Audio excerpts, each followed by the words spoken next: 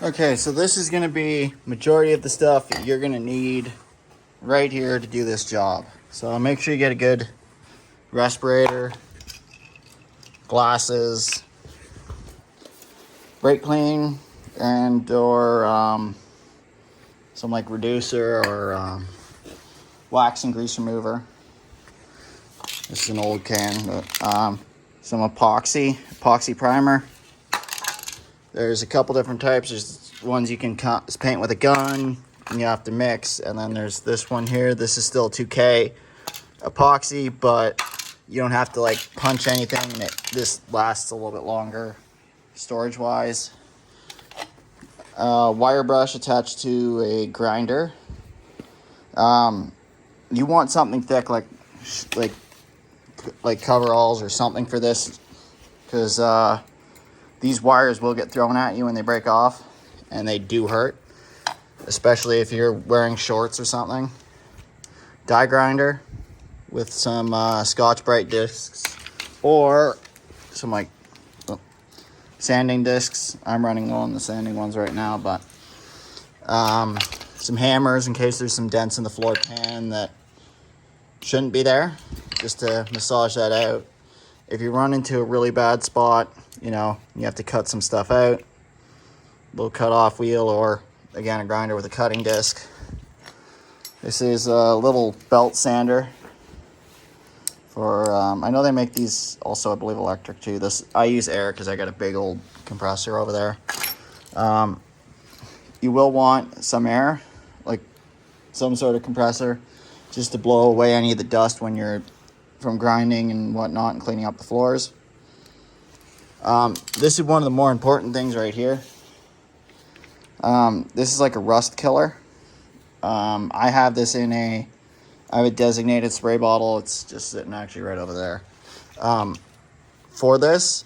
So I'll put that in the spray bottle. I'll let it soak for a little bit. This will eat the rust away, and you can take like a wire brush as it's going, and then like scrape at it a little bit, and it'll help loosen up whatever's in there. And this will eat through all the rust. Once the rust is gone and turned black, you'll want to neutralize it with water and then drain and clean out the water. But you're going to want gloves with this stuff. This stuff is nasty. It's strong. You want gloves. You want whatever else with it. So, read the safety stuff for it. And then some brake clean or wax and grease remover, some clean paper towels, whatnot, just so that when you paint it, it turns out good. I sprayed some body color down because I had some left. It's not perfect. You can kind of see it's a little blotchy, but I wasn't really caring too much because this is what I mainly needed the paint for. So this I don't really care too much about. It's underneath the floor pan, and you're not really going to see it. I just did it for whatever reason. It's that type of paint's a little bit better. It hardens, and it's got an epoxy underneath it, and I didn't want to see the white, so I sprayed whatever paint I had left over onto here just to make it look more aesthetically pleasing. Even though I won't see it, but at least I know I did it this way. Again, you don't have to do it that way. You can use any type of paint you want, but you will want an epoxy base, especially considering you're going to be grinding off.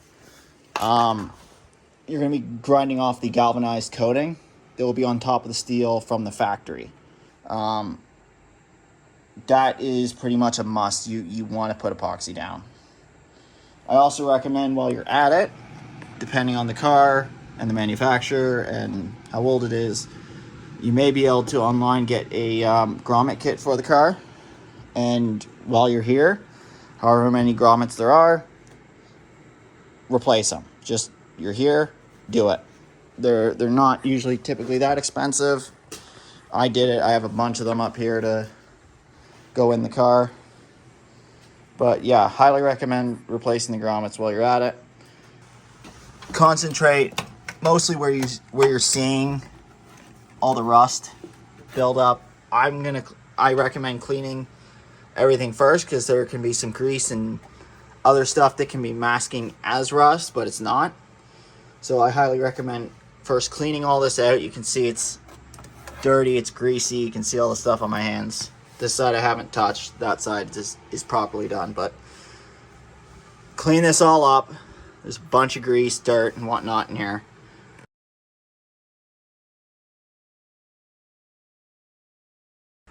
Okay, so today I'm going to show you how to be installing some of the sound deadening mat.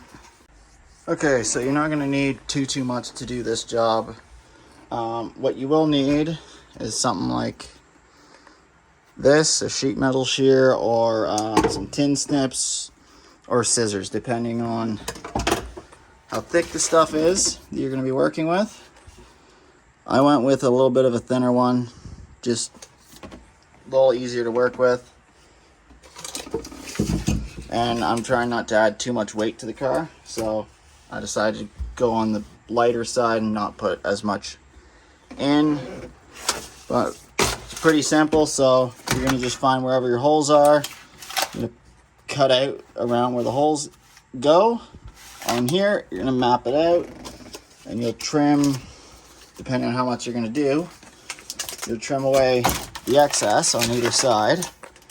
You'll also want something like this here. This is really good to help like press it into the cracks. This is like I think this is specifically for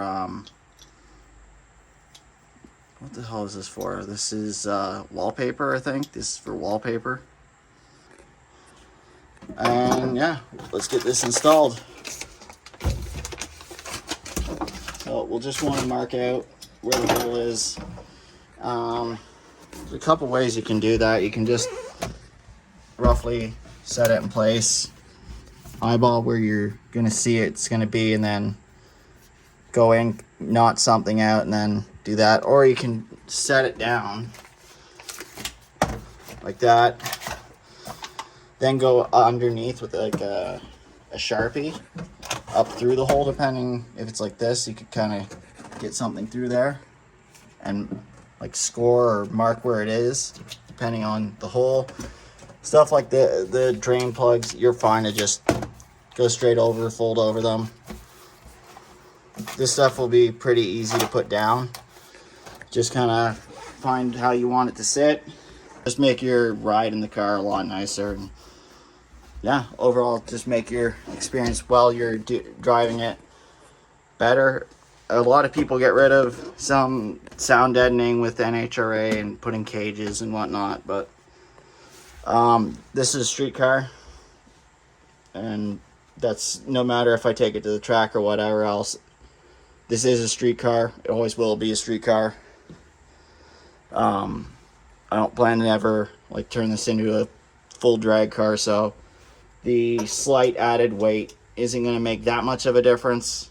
And even pulling all this out, you're not going to gain that much. Or leaving a full gutted car, it's not that much weight you're really gaining. Like, you lose maybe 100 pounds, which is what, maybe a tenth or something like that, or 100th off your quarter mile time with 100 pounds out. If you're really that picky, just pull a passenger seat out, and then the back seats can slide right out, and you're good. That's good enough. And that's if you really want to drop some weight before going to the track. But beyond that, it's not really that much of a difference. There'll be some, if you're really competitive into racing, strip it all out and go full race car with it. I want this car to still be streetable because I put about 3,000 to 5,000 miles on the car a year, so I want it to be streetable. I still want to keep this car really light, so I went with the thinner stuff, and I'm not going to be going full overboard with it. Some people do like everything. They'll get into here and do it, and then they'll do every single square inch of the car. That's a little overboard. That's adding a lot of weight. Like just doing like a majority of a panel like this, like I could even, if I really want, I could even just put that one piece in right there, and that'll be more than good enough for this for this whole footwell, just that piece right there. Like, that will kill a drastic amount of noise just in one square. So you don't need to go full crazy with it. I'm going to do a little bit more than that. I'm going to put probably a piece and a half in here, because then whatever leftovers I have, I'm going to use just on the wheel tubs and then along the back in there, just to help quieten it down a little bit. I might put something in here. The sound deadening that goes along here, it's shot on my car, so I'm gonna have to put something here. You'll want to watch out though for, in this case on this vehicle, you can see there are screws or bolts right in there, or I shouldn't say bolts, I should say nuts, right in there. You can see them. So you'll want to make sure that wherever you're going to be putting it, that you have cut around wherever there are any bolts, screws, whatever else, just so you can get easier access to them later on down the road if you need to remove, like in this case, a window. There's 1, 2, 3 right here. There's a screw right there. And then you got all that stuff. So just make sure that you're not going over top of something that you may need access to. Also, wherever there's panel screws, so wherever your panel bolts into, so you're going to watch right there, there's going to be one right there, there. So wherever you're putting it in, you want to make sure that you're not covering up the hole where the screw. This is a pretty easy job. Again, just make sure you have where is it? Like shears, scissors, something to help press it down. This sort of stuff will really help you.